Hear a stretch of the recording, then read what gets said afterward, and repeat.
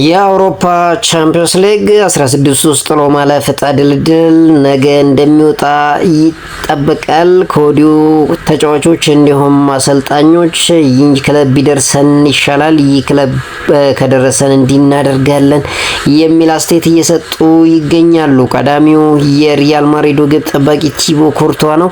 እንዲሁም የሪያል ማድሪድ የመሃል ሜዳ ሞተር ኦሬሊ ቹዋሚኒ ማንቸስተር ሲቲ ባይደርሰን እና ስፖርቲንግ ሊዝበን ቢደርሰን እንመርጣለን ሲሉ አስተያየት ሰጥተዋል። በተያያዘ ዜና የጋላታሳራይ የፊት መስመር አጥቂ ቪክተር ኦስሜን ሊቨርፑል ባይደርሳቸው እንደሚመርጥ ተናግሯል። ጋላታሳራይ በጥሎ ማለፉ ሊቨርፑል ወይም ቶተናምን ያገኛል ተብሎ ይጠበቃል። ስለጣው የነሳው ቪክተር ኦስሜን ሊቨርፑል የሚደርሰን ከሆነ እንደ በቀል ነው የሚወስዱት በማለት ተናግሯል። አክሎም ለዚህ ነው ሊቨርፑል እንዲደርሰን የማልመርጠው፣ ነገር ግን ከደረሰን የቻልነውን ሁሉ እናደርጋለን ሲል ይናገራል። ጋላታሳራይ ዩቬንቱስን በማሸነፍ ከ12 ዓመታት በኋላ ለመጀመሪያ ጊዜ ቻምፒዮንስ ሊግ ጥሎ ማለፉን ተቀላቅሏል። በተያያዘ ዜና የፒኤስጂ ዋና አሰልጣኝ ሉዊስ ኤንሪኬ ቡድናቸው ከትልልቅ ቡድኖች ጋር መጫወት እንደለመደ ተናግረዋል። ፒኤስጂ በቻምፒዮንስ ሊግ ጥሎ ማለፍ ባርሴሎናን ወይም ቼልሲን ይገጥማል።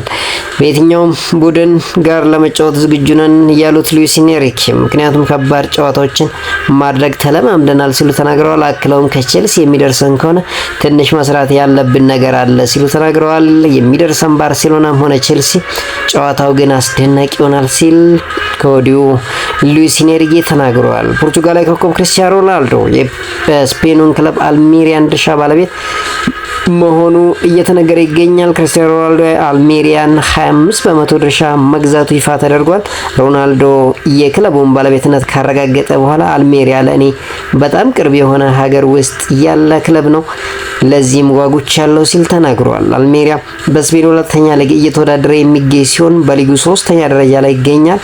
ክለቡ በአሁኑ ሰዓት በሳውዲ አረቢያ ኢንቨስትመንት ግሩፕ ባለቤትነት ተይዞ የሚገኝ ክለብ ነው። እንግዲህ ክርስቲያኖ ሮናልዶ የዚህን ክለብ 25 በመቶ ባለድርሻ መሆኑ በይፋ እየተነገረ ይገኛል።